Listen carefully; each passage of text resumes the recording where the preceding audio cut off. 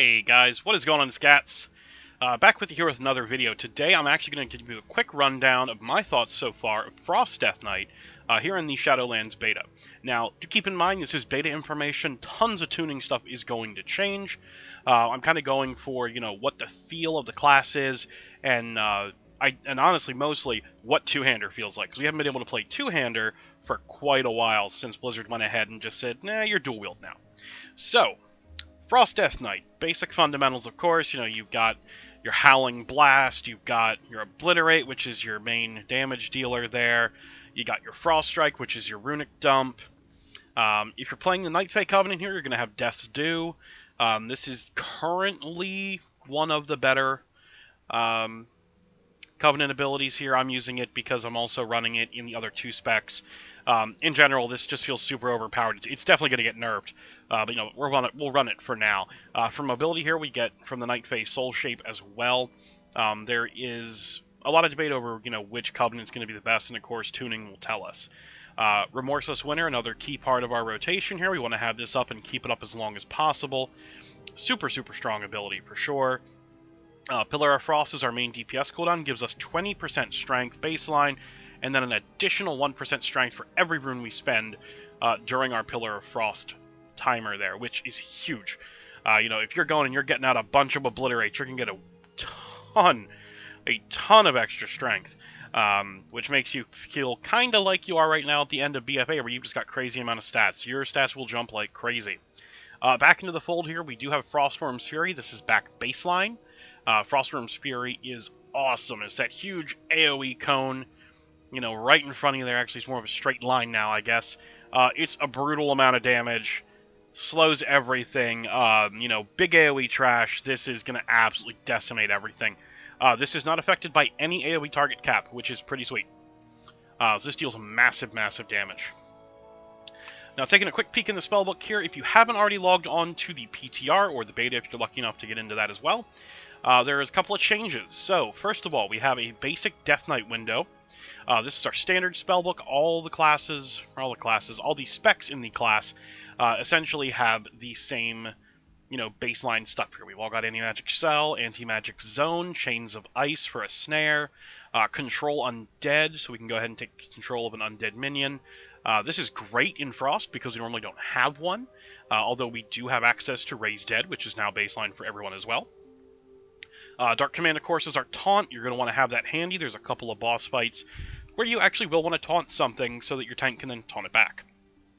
Death Coil here is baseline. Not going to be using this as Frost very often, if at all. We really just want to be spending all of our, runic power that we get on our Frost Strike. It's more important to spend it that way. Deathgate, of course, gets us to the Arcturus so that we can go ahead and grab our Rune Forges. Death Grip is still Death Grip. We still have Death Strike, which still heals us quite a bit. Death Advance, this makes it so we cannot be slowed below 70% of normal speed. And that's just the passive, and then whenever you pop the ability itself for 10 seconds, you get a bunch of extra speed and you can't go below 100%. This also makes you immune to knockbacks and anything that would force you to move. This is actually a very powerful ability, this expansion so far, as it's going to prevent you from having to deal with some incredibly annoying mechanics. Super strong. Now, this here would be Death and Decay if I was not the Night Fae Covenant. Night Fae Covenant ability replaces your Death and Decay, gives you this, beautiful blue spawn on the ground. It's absolutely gorgeous. It gives you a ton of strength, and also makes it that everything deals less damage to you while they're in it. Now, for Frost, this is something you're going to want to be using all the time. This gives you a huge amount of extra strength. You want to make sure it's always up when you're going into Pillar of Frost. Holding it is probably recommended for going into Pillar of Frost, just saying. Howling Blast is how we apply Frost Fever. It also does our AoE damage. Pretty solid. Icebound Fortitude is our 3-minute CD, 30% reduced damage, and we cannot be stunned. That is also super important. Lichborn is back here, 2-minute CD. We become undead. The funny thing is I'm actually playing an undead DK here on beta. But it increases our leech by 10% and makes us immune to Charm, Fear, and Sleep. This is an absolutely amazing ability. The fact that it gives us leech is really crazy. Mind Freeze here, this will go ahead and interrupt 15-yard range. There is something in our skill binds that will actually give us a bonus in Runic Power whenever we interrupt something successfully. I believe most melee classes have gotten their hands on something like that, a conduit for their soulbinds, so you'll definitely want to check those out. Path of Frost is just lets us run across, any body of water without even trying. And then, of course, Raise Ally, this is our battle res. Now, Raise Dead is baseline for every single spec of Death Knight. It is different for Unholy, as Unholy, the ghoul is permanent. However, for Blood and Frost, we get it as a 2-minute cooldown that lasts 1 minute. It actually does a pretty good amount of damage. You're going to want to pop this on cooldown. I'm not sure if it actually does scale with your strength. If so, you'll want to pair it up with all your big strength buffs. If it doesn't, then you'll just pop it willy-nilly and not care. Rune Forging just gives us our runes. There's a bunch of new runes. We'll talk about those in a minute. Sacrificial Pact, this is what you use with your Raise Dead. You'll actually sacrifice it. It'll deal a big amount of AoE damage to up to 8 nearby enemies, and heal you for 25% of your max health. This is basically an emergency heal, or a bonus AoE in the case of, you have a Raised Dead minion and you're like, I don't really need the health, but I want to do extra damage. There you go. Night Fae, this is a Covenant ability. We're going to skip that here. It's just mobility, basically. On a Pale Horse, this is the standard movement speed, and then Veteran of the Third War is just extra stamina. In the Frost Tree here, Blinding Sleet is a talent. We're going to skip that. Empower Rune Weapon is our primary DPS cooldown. This is our big CD, so to speak. You get 15% haste and generate 1 rune and 5 runic power instantly, and then every 5 seconds for 20 seconds. This, of course, you want to have active during your windows where you have up your Remorseless Winter, while you have your Death's Due stacks going if you're playing Night Fae Covenant, and while you have Pillar of Frost rolling. You want to make sure it's all stacked together there. You actually want to pop Empower Rune Weapon right before you pop Pillar of Frost, just because of the duration difference here. Empower has a 20-second duration, whereas Pillar has 15, so do keep that in mind. Frost Strike, this is our primary resource dump. Just does a good bit of damage. With Two-Hander, it does a lot more damage than you might think it would. Again, Frostworm's Fury, just a big AoE cone right in front of you. Obliterate's our primary rune spender. This hits incredibly hard with the Two-Hander build, and I'll give you a reason why here momentarily. We've gone over Pillar of Frost, so we're going to skip that, as well as Remorseless Winter. Dark Succor, this is whenever you kill something, it yields experience or honor. Your next Death Strike in 20 seconds is free and heals you for an additional 10% of max health. Super useful when soloing. Keep that in mind. Make sure it's on an easy-to-reach keybind. Killing Machine, your auto-attack crits have a chance to make your next Oblit crit. This is absolutely great. Gives you 100% crit on your next Obliterate when you're playing the Two-Hander build like I am right now. That is invaluable. That's a ton of extra damage, and you'll see why momentarily. Frozen Heart, this is our Mastery. It's just a baseline Frost damage increase. Probably the least important stat as Two-Handed Frost, because we are going all in on the physical damage of Obliterate. Here we have Might of the Frozen Waste. This is the passive that gives us the ability to actually run Two-Hander and not feel completely punished, for running Two-Hander over Dual Wield. So whenever you are Dual Wielding, your Obliterate and Frost Strike also swing with your offhand, and each weapon can have a different Rune Forge. Wielding a Two-Handed weapon, you get 25% increased Obliterate damage. It increases the chance of your auto-attack strikes to grant Killing Machine. That is proportional to kind of the changeover in attack speed you're going to get. I don't have the math on it yet. It's close to being similar from what I understand, but I'm not sure yet. I haven't done a ton of testing with this so I'm not entirely sure, how close Dual Wield is to Two-Hander, but we're going to go over Two-Hander today. Obliteration is the talent I picked. We're going to skip that. Rhyme is 45% chance to cause... Oblit has a 45% chance to cause your next Howling Blast to consume no runes and deal 300% additional damage. That's big AoE right there. And then Runic Empowerment. Each runic power you spend has a 2% chance to instantly grant you a rune. Now, if you can see the math there, Frost Strike, 25 runic power, times 2, because it's 2% each. That's a 50-50 chance every time you Frost Strike to get a rune. That is super, super powerful.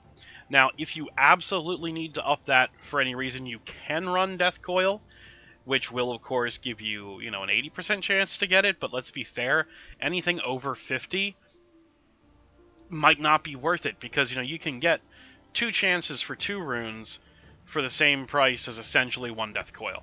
Now, granted, there is a slight discrepancy of 10 runic power there, but that is okay. Alright, so looking at talents very quickly here. So the current build I'm playing, this has been the one that has been performing best for me in dungeons with the two-hander build specifically. This is probably not a build you'd want to run with dual wield, but I'm also not ruling that out because I'm no expert by any means. So I am running Icy Talons to get that extra 15% attack speed. We do have to pretty frequently pop Frost Strike, and what better way to make sure I pop Frost Strike than to give me a stacking buff to keep track of. It is a 6-second window. You have to use Frost Strike every 6 seconds, roughly. Super easy to do, 15% attack speed just from maintaining it. With a two-hander, you've got a nice, big, meaty sword smacking things really hard, and that will help out tremendously. Murderous Efficiency is your choice when you're playing two-hander. Whenever you consume Killing Machine, you have a 50% chance to get a rune. Now, some people would tell you that Runic Attenuation would be better, and that is the case for dual wield, most likely. Murderous Efficiency is your best bet with two-hander because, let's be honest, we have a two-hander, we're going to be attacking a lot slower than those auto-attack generations are going to give us anything. So Murderous Efficiency is our go-to here. Level 30 row, we have Death's Reach, Asphyxiate, and Blinding Sleet. I myself am running Blinding Sleet. I like having the AoE Disorient. And after the Blinding Sleet ends, enemies are actually slowed for 50% for 6 seconds. This can also be invaluable for your tank, especially in Mythic Plus. If there's necrotic involved, or if they just need to kite a mob in general, Blinding Sleet's a really amazing AoE. It doesn't do any damage, but it does help your group immensely. If you need a stun, you do have access to Asphyxiate, and then Death's Reach gives you a little extra range on Death Grip, and while also resetting its cooldown when you kill something. So while you're leveling, Death's Reach is the way to go, unless you really need the stun.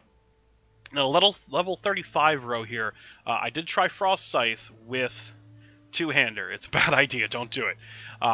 The reason being is Frost Scythe does not play well with the two-hander build because you want to be using Obliterate for all of your runes, period. The only runes you want to be spending are on Obliterate, and then, of course, to keep your Remorseless Winter active, and then, popping your Death's Due in the case of Night Fae.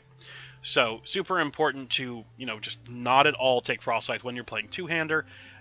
It's just counterproductive. It doesn't work.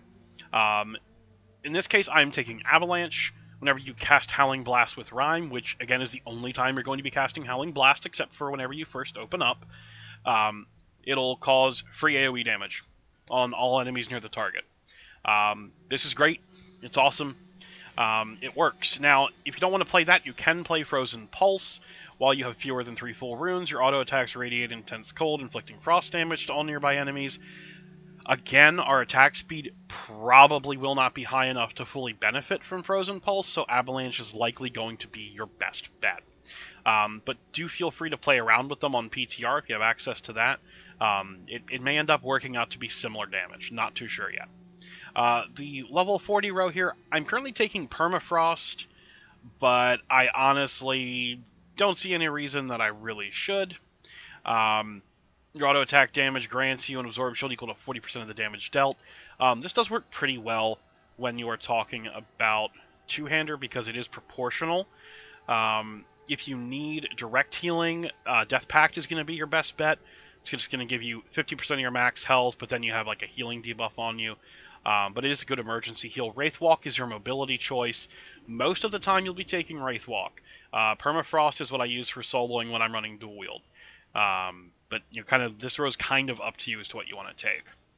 Now, the level 45 row here, we are taking Gathering Storm in this build because we do want to go and spend as many runes as we possibly can while we are in our Pillar of Frost window, running our Remorseless Winter.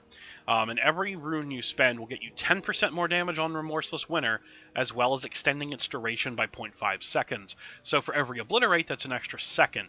Every time it deals every time you do that, every time you oblit while Remorseless Winter is up, that's 20% additional damage from your Remorseless Winter, and it gets a second added onto it. It is a crazy amount of damage. Crazy amount of damage. So it's definitely something you're going to want to look into. Now, we do have this new talent here, Hypothermic Presence. This is something that I would recommend running with Breath of Sindragosa build, and I would only recommend playing that build if you're playing dual wield. Breath is awful, god-awful with two-hander, it just doesn't work. But I think Hypothermic Presence will be your pick when you go Breath of Sindragosa. Glacial Advance, I was playing around with Glacial Advance. It doesn't really do enough damage to really make it worth it with the runic power cost. The issue here is that it does a little bit of frost damage, but it does put Razor Ice on the targets. So in the case of two-handed frost, you only get access to one Rune Forge. The one that I've been having the most success with and done the most damage with has been Rune of the Fallen Crusader because of that extra heavy damage. That extra obliterate damage. So, you want that Rune of Fallen Crusader up so you get the free healing and you get the 15% strength because you're just stacking strength buffs basically. I don't think Glacial Advance will be our pick unless we are just going to be way overcapped with runic power, in which case Glacial Advance could definitely, see some play. It may actually be better than Gathering Storm in some situations. Possibly single target. I'm not too sure. Now here, level 50 row, Icecap is still here. It's actually up to a 4-second reduction in the cooldown of Pillar of Frost for every Frost Strike and Obliterate crit that you get. That's really powerful. It's super, super powerful, and it will work really well for you. I think this is mostly one that's going to work specifically, again, with dual wield, because you would be playing a somewhat different setup, and you'll have plenty of ways to spam those abilities out there. With two-hander, it just makes sense to play Obliteration. While Pillar of Frost is active, Frost Strike and Howling Blast always grant Killing Machine, and they have a 30% chance to generate a rune. So what you're going to be able to do during your Obliteration window is, pop your Obliterate. If for some reason you don't get a Rhyme proc, you can pop your Frost Strike there, get a Killing Machine proc, smack them with a big guaranteed crit Obliterate, and then just keep going. You'll probably get Rhyme, and then Pillar, and then, Rhyme, and then an Obliterate, Killing Machine proc, and you'll just keep going back and forth, back and forth. Your damage will climb super, super quick.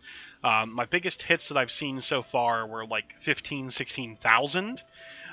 That's set to item level 170, which is not super geared. Item level 170 is basically just a little bit better than like your standard Mythic Zero gear. So definitely seeing huge numbers there. Really, really awesome. And again, Breath of Sindragosa would be amazing, except that I don't think we can maintain it long enough with two-hander currently for it to be worth it. You definitely cannot play Icy Talons with it. That doesn't work. They're counterproductive. So if you're running that, you're definitely running Cold Heart for sure. Alternatively, you may run Exorbital Assault, depending on which one sims better, or which one you're more comfortable with, but for two-hander, Obliteration is going to be our best bet. Now, as far as Legendaries go, we have a couple of choices. Now, the one I'm currently running here is the Obliterate. It's called Tira's Favor, is the legendary power. Obliterate deals 10% increased damage and has a 15% chance to refund 2 runes, essentially making it free.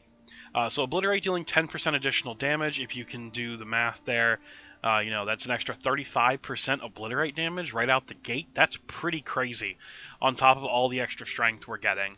And getting those free 2 runes during your Remorseless Winter window seems pretty good to me. So that could be absolutely crazy. This is likely our best legendary item, period, across the entire spec. And it's simply because more Obliterate damage in that rune refund is very, very incredibly strong. Now, if you don't want to run that one, there are a couple other options. If you need heavy AoE constantly, for some reason you really love Frostworm's Fury, they do have the Frostworm's Fury half reduced. It's 50% reduced cooldown, and it'll freeze everything that it hits for 3 seconds. That can be incredibly useful, especially in PvP and places like that. Or if you just need to take advantage of that large AoE significantly more often, if for some reason you're lacking AoE. Doesn't work out too well when you're talking about Mythic Plus at the moment, but that's only because, again, I'm playing a very strange build. So, bear with me there. The other option we have for for Obliterate here is, I don't know what this power is actually called. Let's just equip that. Oh, I have to take the ring off. 1 second here. Alright, so we're going to put that ring back on, and we're going to equip this one here. Oh, it's not going to show me. Alright, well anyway, Obliterate has a 15% increased chance to trigger Rhyme, and Howling Blast generates, I believe it's supposed to be additional runic power while Rhyme is active. That 34,000 number obviously is a typo. That is in no way, shape, or form correct. But, it's supposed to give us some sort of a refund of runic power when we have Rhyme active. So I think it might be like an extra 3.4 or something, or some goofy number. But for the most part, we are going to run the Kul Tira's Favor. Now, there are a few, like I said, there are a couple other options. So we have the Frostworm's Fury, we have that other Obliterate one, and I think there was one other one that I had here. Oh, yes. Your Frost Fever, Blood Plague, and Virulent Plague also apply the other 2 diseases at reduced effectiveness. This is a very interesting Lego power. I can't remember if this is from an actual Legendary from Legion or not. But this is super, super powerful, especially whenever you're talking about Unholy. And I know Blood is very happy with this one as well. Not too sure how it plays with Frost, because we are very much focused on Obliterate, but it is there as a potential option. Now, of course, you might be wondering, what do you do when you're ready to fight? So we're going to go ahead, we're going to hop right up here to this Nemesis Trainer. Alright, so, what does your opener look like as a Frost Death Knight trying to play Obliterate in a, dual-wield world with a two-hander? Well, it's really not as complicated as you might think. So, first thing you're going to do is you're going to charge in there, and you're going to go ahead, you're going to hit your Howling Blaster. You're going to get that up, because you need that debuff rolling. You're going to go ahead and Obliterate once, use a Rhyme proc if you get it, and then you just start popping abilities there. I popped my Remorseless Winter. I should have popped my my other ability there, but I didn't. As you can see here, I'm just trading off Killing Machine procs with Rhyme, basically. And I'm just going to keep doing that until I can't anymore. And so, we had a couple decent hits there. You can see Obliterate is like 50% of my damage at the moment. And of course, we just want to go back into Remorseless Winter as soon as possible. Make sure we have runes to dump into it. It's super important to have the runes. As you can see, we did get a refund there. So we're going to get back into it and just keep on hitting those Obliterates. We want to make sure that we do not cap on our resource there. It can be sometimes be very difficult to not do that, because we do get so much in resources. Right, so go ahead, we will pop our Remorseless Winter. And we'll just keep chaining these together here. Frost Strike again. You see there, we just have a little bit of rune starvation here. It's going to happen with two-hander until we get enough haste, probably. But you get the general gist there, You're just kind of chilling in between Pillars of Frost here, making sure you don't overcap, trying to maintain your 3 stacks of Icy Talons. That's one of the most important things to do. The other thing, of course, is to make sure that you use your Covenant ability as often as you can, because it's going to be the most important ability that you have in Shadowlands here. Because getting that big strength, look, you see I got 11% strength there, can go up to 15, but that is just a ton of damage. 11% strength might not seem like a lot, but you consider that we have corruptions currently in live that basically say to us, hey, get 12% extra mastery, or, from all sources. Well, that's literally what that strength bonus is, or that's an extra 11, 1 to 15% of strength, which is absolutely crazy. Now, this build, of course, its AoE rotation is identical to its single target rotation because of the idea that we are playing heavy Obliterate. You're going to be hard focusing a primary target while Avalanche will be taking care of your AoE as well as your Gathering Storm from Remorseless Winter. You're not going to be using Frost Scythe because, again, it does not play well with the spec, and you're just going to be hitting those Obliterates as often as you can. So guys, I hope you liked the video today. It was just a quick rundown here. I say quick, but we're already over 25 minutes. But as you can see here, I'm pretty passionate about Frost DK, even if I'm not the greatest at it. It is a lot of fun to play, and I love the big, huge Obliterate crits. I'm a huge, huge fan of big numbers like that. So thank you guys so much for checking in today. If you liked the video, be sure you liked it. If you disliked it, downvote it. Please tell me in the comments what you didn't like. If it's the length of the video, sorry, there's just a lot to go over. And I will catch you guys in the next video. Bye-bye now.